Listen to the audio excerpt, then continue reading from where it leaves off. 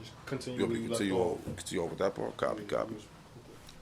So yeah, we was finessing the OT at the Walmart. I'm talking about me and my man's. His name is Justin.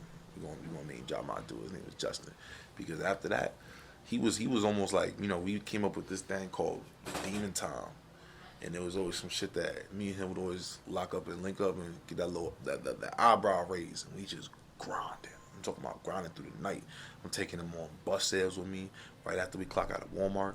Like we waking up, we showing up for a shift at 1 p.m. The shift's supposed to be from 1 to 8. Nah, nigga, we leaving at 5 a.m. We leaving at 5 a.m. I'm talking about we would knock out the stocking, the shift, everything would be set. I'm telling him, yo, we going to the break room. We in the break room, chilling at fucking 1 in the morning until 5, just kicking it. You know what I mean? We can't smoke or nothing like that, but we cooling though. We cooling. After that, we hit the road, go right to the Bronx, go to Jersey, stop at my cousin's house, big cousin. You know what I mean? Go re-up, do this, go bring it out. Send this shit up here, send this shit to him. Everything, it became a day-to-day process. Wow. And then, after all that shit, my man got fired. My man Justin got fired from the Walmart. And obviously if your mans get fired, he gonna be like, yo, fuck that job, pull up with me over here. You know what I mean? I had to tell him like, yo, chill. You gotta chill out. You gotta pause. Because I can't lose no good line just because my man's fucked up. You know what I mean? I will always be there. You know what I mean? Forever and ever. I even tried to get him back on the ship. Yeah. But hey. So yeah. So even after that, shit would just go smooth. I ended up going from job to job to job, just trying to pick up more. Even after the Walmart, kept my shift straight. We went from the Hannaford's to Price Choppers to ShopRights, and we were just making the money. And then how'd you get out here to what you do now? Back out here from what I do now. When all that good stuff was going on, we took a real downhill steep because my mother had caught cancer. She caught third, it was level 3, terminal lower intestine cancer. She was hospitalized, and it was over some crazy shit because she had surgeries prior to that in Rhode Island where they had to remove her lower ovary sections. She had 3 tumors that developed. They had to go in and take out all that shit, you know what I mean? Multiple surgeries, but they fucked up apparently. My mother woke up one day, she fall. Talking about there's an infection in there and all that shit. So, they fucked up somehow. Now she got to open up a case, build that shit up. Everything was going downhill. And then I just had to keep on telling her, we going to be good. We going to get back. Everything is going to be valid. You know what I'm saying? So then, fast forward past the cancer shit. Because, that was just, that's a whole, season. We was just in the crib, I was just holding it down, doing what sons do for their moms, no matter what. And, all that shit just came together, and I told her I told her in the beginning when I told her, look, we gonna be good. I was working, doing this and that. And then, during the cancer, pandemic hits. Bow. I'm at work. Imagine you're my boss and I'm talking to you. Yeah. And we had a meeting and he told me, yo, we gotta send everybody home, man. They telling us we gotta close. And I'm like, so when we gonna open back up? When we gonna start running this money back up? My own boss is telling me, I don't know. That's when it all went down. That's when it all went downhill, yo. That's when it all went downhill. None of us know what this pandemic is gonna do to us, man. Nobody knows Yo, so what I had to do after I left, I think that first day at work, I just went home. I didn't play the game. I just smoked. And we was just chilling. I said, yo, we gotta double up now. You know what I mean? Now I'm outside 24 hours. You know what I mean? I'm outside just figuring it out. But then when I say figuring it out, I'm asking people yo, what should I do? Nobody in my family up until me has been unemployed up until that point. So they don't even know what to do. My dad tells me straight up, he's like, yo, try the unemployment shit. You never know, it could work. The worst thing they could do is say no. Dude, I try that shit. Hits. I get caught in the platinum package track, bro. We getting 600 a week. This, that, and the third. Bow. The total outpay was 16,000. So we was just. You made 16 bands off of that. Yeah, but it was just, it came in increments, weekly. So everything just totaled up to that. So we was living. And when I say I was living, I had a shorty, all that shit, everything was valid, you know? Everything, you know? It makes you, like how I said before, it makes you comfortable. Real comfortable. I'm in this spot comfortable. I'm in the trap spot comfortable. And everything was just, you know, it wasn't correlating to what I envisioned it, but it was going smooth enough to where I was comfortable. You could play the game. Yeah, I could play the game. I could do whatever. I didn't have no worries. I was crashing cars, bought a new car. You know what I mean? I crashed a car downstate. And I just paid for a bus ticket up here. Came up here, got an Uber to a dealership. Seen a Buick Regal, man. Just seen a random car, Buick Regal. Bow, let me get that. Bow, right there. Got that joker right back down. I'm picking my shoulder up. They're like, "This what you got? Ah, you riding?" You know what I mean? It was some 2013 shit. So that shit was crazy. Shit was some. So I was, when I say we was living, we was living. But then it got to that point where, you know, I kept hearing those little voices of people who were saying like, "Yo, you gonna have to get a job soon. That shit about to end." Run. And I was kept thinking like, bro, this shit ain't never gonna end, bro. We gonna be eating, bro, because, you know, we was back in the spot. You know, when you hit that comfortable time, you gonna hit them comfortable moments, and you just gonna think you could do whatever. Talk about the expiring. Go back to the expiring. You're getting closer and closer to. I'm doing drugs. I'm doing drugs with niggas. Niggas is out there. We trap it. We scam it. We rob it. We doing everything that you shouldn't be doing. You know what I mean? I'm letting everything down. I'm with 4 niggas. 2 of these niggas is my cousin. 1 of these niggas, I love him like a brother. We was all living, like, when I say living, like that living shit, like we was all getting that. You know what I mean? We was all we was all getting money. You know what I mean? We was all doing it all. These niggas would call the Trishas over, they would do whatever, you know what I'm saying? We was lit. I was tattooing niggas in the spot, be like 20 niggas in the spot. And like, you was tattooing? Yeah, I do tattoos. Yeah, I do tattoos, cuz. Yeah. I be tattooing niggas in the spot, and in the 1 bedroom, be like 20 niggas in there, niggas smoking, niggas drinking. I'm tattooing bitches. These bitches is jumping out the chair. I'm like, bitch, you out of here, you know what I'm saying? Did you do your own stuff? Your own? Yeah, I did my leg right here. I might have to get something, bro. I did my leg right here. I might have to get something for real. That's right there. That's tough, man. Say Huncho and shit. That's the block right there that he said. He was talking about 182 Webster. You know what I'm saying? 182 and Webster. 182 Webster Ave. You know what I'm saying? All our Bronx people. That's how we do it out here. You know what I'm saying? Bro. Nothing better than that old leather. You know what I mean? Fire, bro. So yeah, we was doing that shit up in the spot. Everything was flowing, and then, you know, shit started going downhill. Because when I say that spot was finessed, our uncle is a maintenance dude at an apartment building over there. He had a spare unit. That was the unit. We had to pay for none of it. But my cousin was the head of it. That's the 25-year-old that likes the young candy. You know what I'm saying? He be wilding. So like, that shit started to break everything up. Like, it's not even just like your man. He was with y'all with the. Yeah. Yeah. That's why I said I had 2 other cousins. So it was me, Mills, Stephon, and Tone. That's my boy. That's my brother that I love. And, you know, shit went south. My boy Steph got booked. He got locked up. He was already on parole. He X'd out. My cousin, I guess whatever shorty got is just the best thing on earth. You know what I'm saying? So he said, fuck everybody. He said, fuck everybody. You already know how that go. They get some and they disappear, man. And my man's Tone already had a wife. You know, it was a shorty. Like they lived together and have a dog and shit. You know what I mean? Like, so they have a lot. Okay. My son he was taking the route that I'm taking. He had to focus up. You know what I'm saying? Yeah, he went to school for blowtorching. You know, some shit they would teach you in BOCES, but, you know, he a felon. You know, he got booked. So everything, you know, they trying to go the smart route and the better route. Now me, I took whatever I could, and I tried to do the best I can. And that's why from down there, or like from up there, everything just split. Because I wasn't even living up there when I was fucking with them, mind you.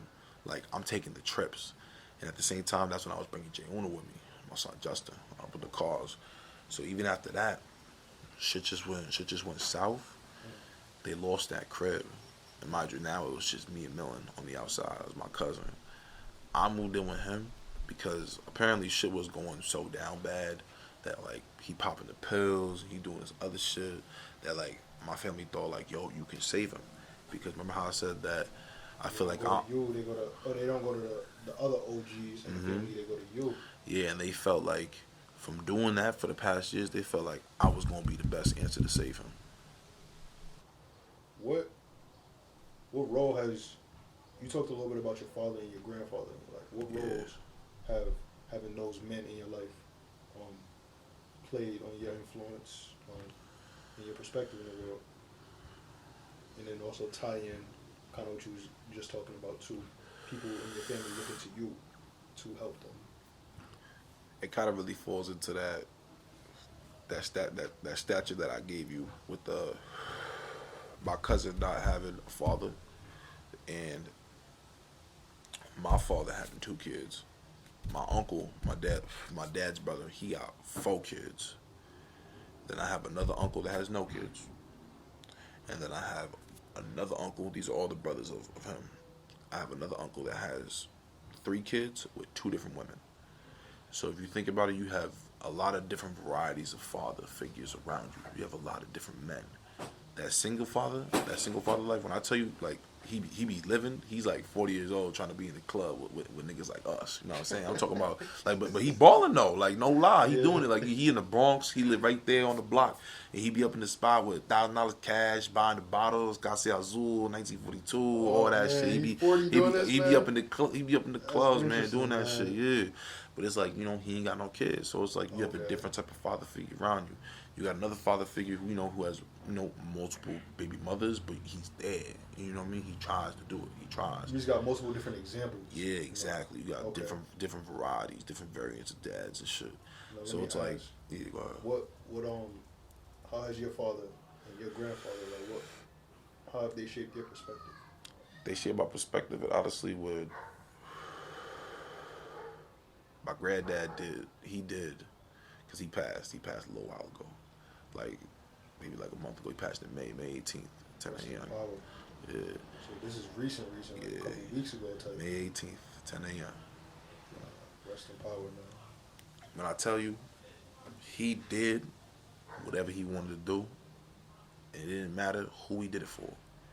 That's why I told you about that, being a boss and having that alpha tag.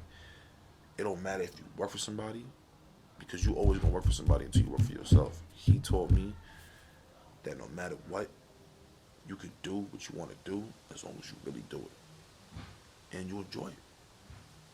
Because that's life right there. You ain't gonna do something you don't want to do. Keep it a stack, you know what I mean? Unless there's something at the end that you really want.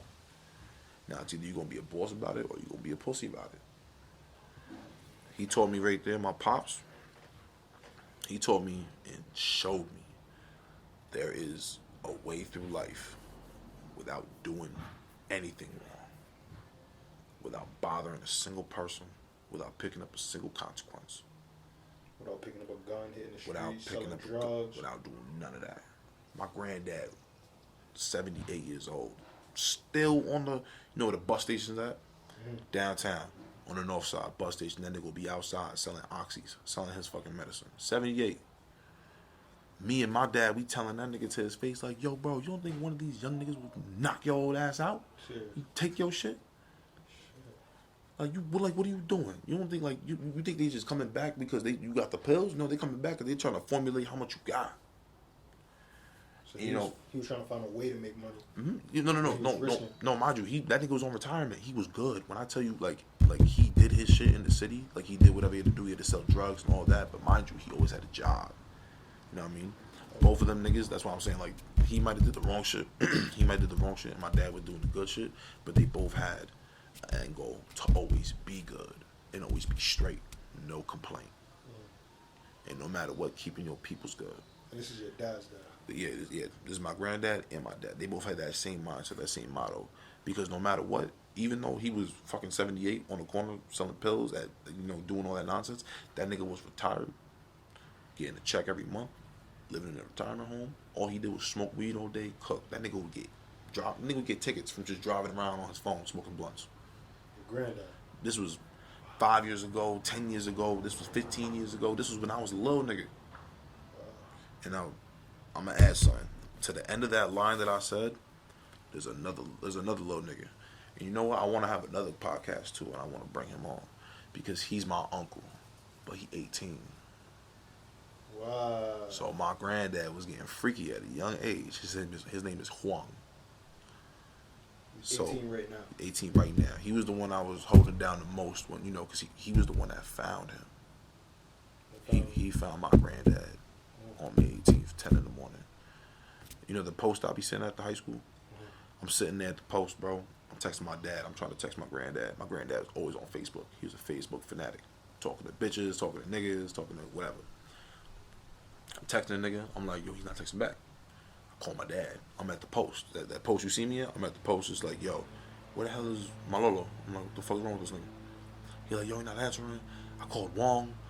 I don't know where Wong's at. That nigga is acting hysterical. Mind you, Wong is his little brother. He the youngest little brother. Wow. My dad 52. That nigga is 18. In between him and them, he's the oldest. So then there's my uncle that got the 4 kids. That's Manny.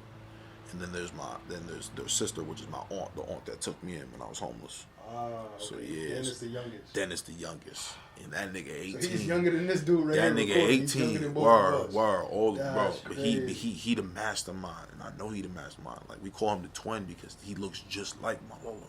My granddad, he looked just like him. I called a nigga, I'm like, yo, where the fuck you at? I'm like, what happened? Nigga is crying, screaming on the phone to me. He like, yo, he not moving. He not responsive. I'm like, I don't know what to do. I'm like, I'm 2 minutes away. I'm downtown. Don't worry. I radio Byron. I'm like, yo, security. I got a code red. I gotta leave. I'm like, yo. I run to the office, put my radio on the table. I'm gonna holler at y'all. I'll be back. I'm gonna call you, B. I go to the building. I call Byron from the building. I broke it down. And that was that right there. I held him down, and everything was good. But we know everything is gonna be good because, I started this tat right here that we all gonna get. It's the we all we got shit. Because that's what family's about. You know what I mean? Because remember how I said, like, my granddad would always make sure that we straight no matter what. You could be fucking up on some bad shit, but as long as you straight, you good. There's no complaint. No matter what. You could be fucking up on a job. You could have got fired yesterday, and you could have fucked up an interview today. But as long as you straight, rent paid, food, you good, you got clothes, my nigga, ain't nothing to worry about. You know what I mean? I respect that. Ain't nothing to worry about. Because as long as you did what you had to do to get to that point, can't no one knock your stage, my nigga. You know what I mean? Can't no one knock your stage. Doing what you gotta do. Hell keep a roof over your head. My grandma says that keep a roof over your head, keep food on the table, good credit, clothes on your back. That's what I'm trying to work on right there. Shit. I'm trying to touch the new age. Yeah, I'm trying to get that credit shit. Because I'm really making the decision to where it's like, do I want to stick with the apartment or do I want to try to get a crib, get a house? Because you can save money with the crib. You know what I mean? But you got to stay where you at, and I ain't too good at that. I got you. Simple question. May have a deep answer, though. But what does success mean and look like to you?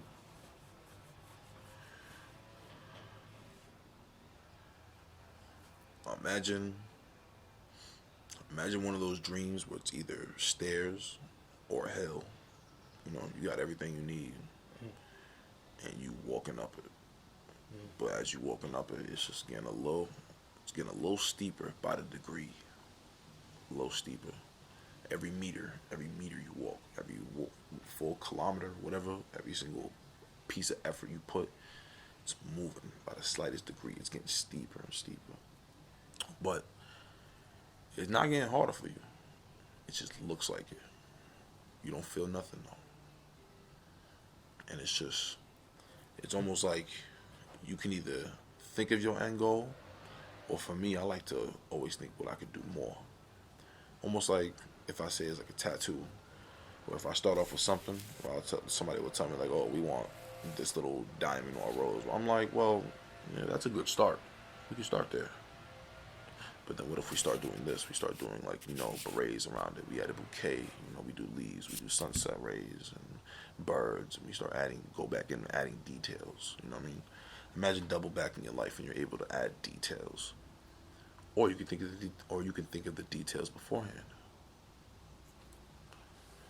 It's almost like a game of chess. Success is there. It's at the end of the road, maybe, but I like to think of success as the whole journey. As long as you're putting in the work. I was going to say that. People say, there's a saying, success is not a destination, it's a journey. It's the whole journey. So you see it as that. That's your perspective. Same thing what he did, his whole journey. Right. I've having conversations with Show my him the house dad. real quick. I'm having conversations with my dad, telling him, "So what we gonna do next?" And show him the truck and. Telling him what we gonna do next, man. You know what I mean?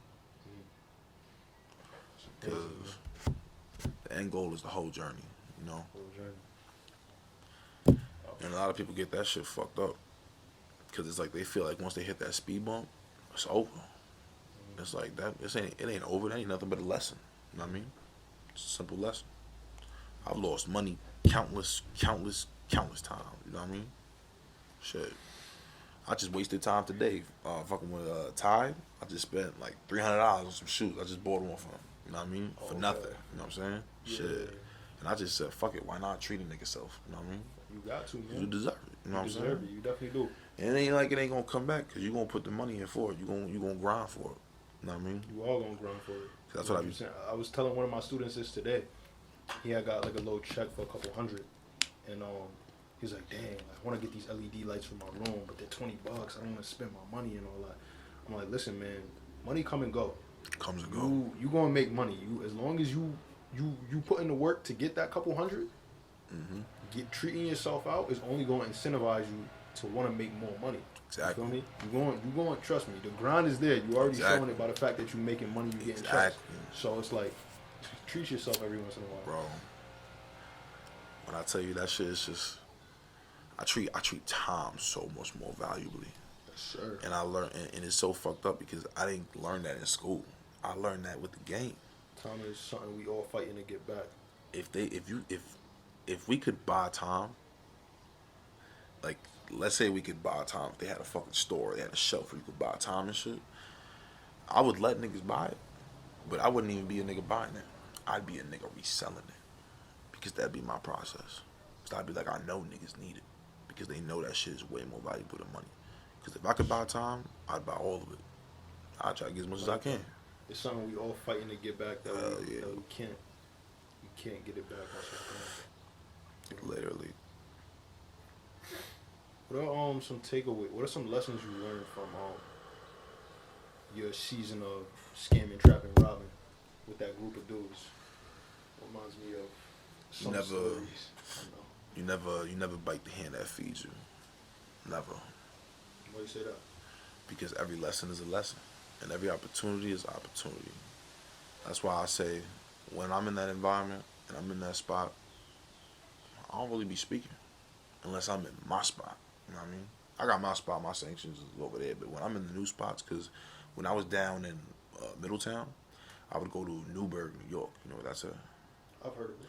Yeah, that's one of those cities right there. They had the bridge connecting it. It was Beacon, New York, Poughkeepsie, Wappingers Falls, and this was a high intense brim category. That's a blood gang. You know what I mean? Of that nature. And I would literally be in those spots. You know what I mean? I have representation that I carry on myself. I don't share it with the students because, you know, to them I would tell them that's my past. But to me, it's gotten as far as to even being out here. You know what I mean? But my difference is I'm just not afraid. You know what I mean? I got that tatted on my chest. You know, fear only God. You know what I'm saying? Because like there ain't nothing else. There ain't nothing else out here. You bleed, I bleed, man. You know what I'm saying? And the way how it goes is just, you know, every man is all the same and equal. You just got a different set of tools. Your utility belt is different. But it ain't nothing you can't teach me. It ain't nothing that I can't learn.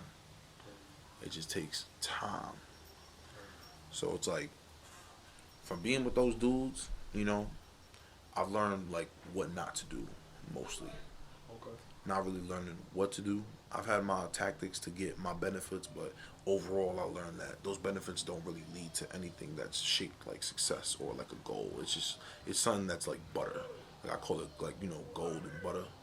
You know, butter is that butter is like clothes, jewelry, cars, you know, weed, girls, you know, that flashy shit. Now you know, gold is that's the stocks, that's the investments, that's that shit that increases with value.